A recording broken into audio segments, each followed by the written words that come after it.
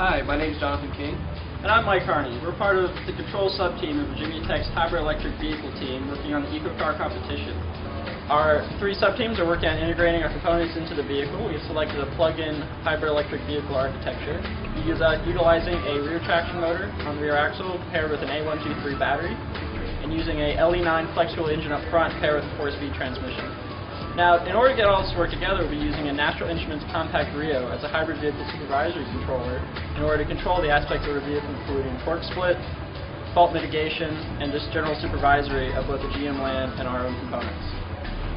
Before we implement our hybrid vehicle supervisory controller into the vehicle, we need some way to test our control code to make sure it's performing as expected. Hardware in Loop testing, or HIL, provides us with a safe testing environment in order to do so.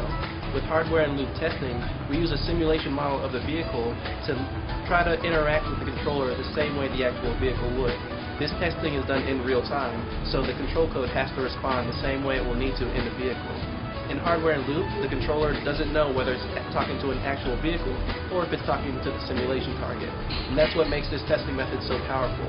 It gives us an accurate look at what the controller will do when we put it in the vehicle. Some of the equipment we'll be using in our HIL setup includes our National Instruments PXI chassis, which includes our real-time simulation target, several CAN cards, analog input card, and a DC power supply. We have our hybrid vehicle supervisory controller, which is our National Instruments Compact Rio. It is the actual Rio we'll be using in the vehicle, and it contains all the inputs and outputs for CAN, analog, and digital signals that we'll be using in the vehicle. We also have a laptop. It is connected to the PXI and to the Rio via Ethernet, and that allows us to use NI Veristand to interact with the vehicle model on the PXI chassis, as well as monitor the actions of the Rio through a user interface. And finally, we also have our analog signals coming from our actual accelerator pedal we'll be using in the vehicle. We'll use this for extensive fault testing later on. This screen shows the National Instruments Veristand front panel that gives us information about what's currently happening with the model. Information such as current engine RPM and vehicle speed are given to us by the gauges on the left. There are also controls that allow us to manipulate variables and control what the vehicle does. You can see controls such as the current key state and gear selection. There's also a control over on the right that allows us to control the current battery state of charge. First, I'm going to go ahead and turn the vehicle on by switching the key to run, and I'm going to put the transmission into drive. Next, I'm going to lift my foot off the brake pedal, and you can see that the vehicle begins to creep, just like a normal vehicle would. Now I'm going to give it some accelerator pedal input, and you can see the vehicle begins to accelerate. Now I'm going to show you what happens when we turn the battery state of charge down.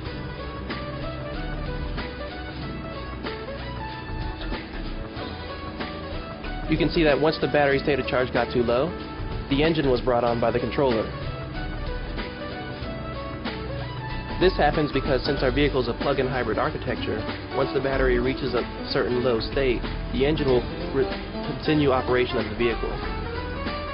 This is an example of how we can do behavioral testing using National Instruments Veristand. Now we're going to give you some examples of how we can do some fault mitigation and problem testing. One way to insert faults is by using NI Veristand. Within a profile editor, we can select channels in the model to manipulate in order to force faults to occur. So we created a stimulus profile to ramp the state of charge of the battery from 40% state of charge to 20% state of charge. When we do this at about 25% state of charge, our vehicle will transition from charge depleting mode to charge sustaining mode. This is where we can test to ensure that we have proper transitions occurring on the vehicle at the right time. Move this window out of the way, we see that we're currently in EV mode, no RPM, torque demand from the RTM, and vehicle creep. And if we run this, you'll see state of charge dropping from 40%, and you'll see at about 25%, the starter light will turn on and off, the powertrain relay will turn on, and the engine will turn on, and you'll see the RPMs jump.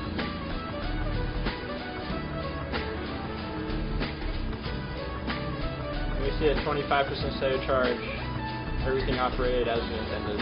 And now we know when you put the controller in the vehicle that it will in fact transition from charge depleting to charge sustaining at the proper state of charge and not deplete our battery below its limits. Another way to insert faults is called hardware fault insertion.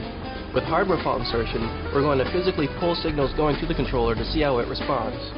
For our first example, we're going to test to see what happens when we lose CAN communication with our high voltage battery and rear traction motor. So first, I'm going to release the brake pedal and give it some accelerator pedal input. And you can see that right now it's accelerating using the rear traction motor. Now I'm going to pull the CAN cable for the rear traction motor and battery going into the controller.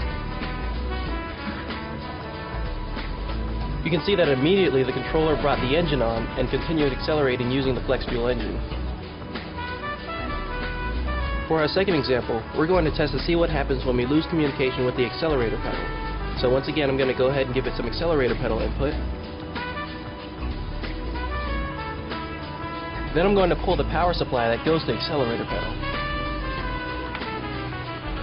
You can see that once the accelerator pedal was lost, the controller shuts the vehicle down and allows it to safely coast down to a stop.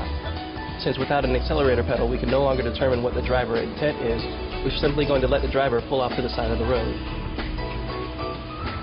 We hope you've enjoyed our presentation on some of the ways we're using hardware and loop testing to make our control code more robust. We also hope you've learned some ways that you can use hardware and loop testing to improve your testing setup. We'd like to thank National Instruments for providing the hardware and software we're using for our HIL setup, as well as our sponsors GM and Department of Energy, and the Argonne National Labs for their assistance in organizing the competition in this event. But also, if you'd like to learn more about our team and follow our progress, please visit www.me.vt.edu/HEVT. On there, you'll find a lot of information about our progress, what we're up to, and how we're doing in the competition.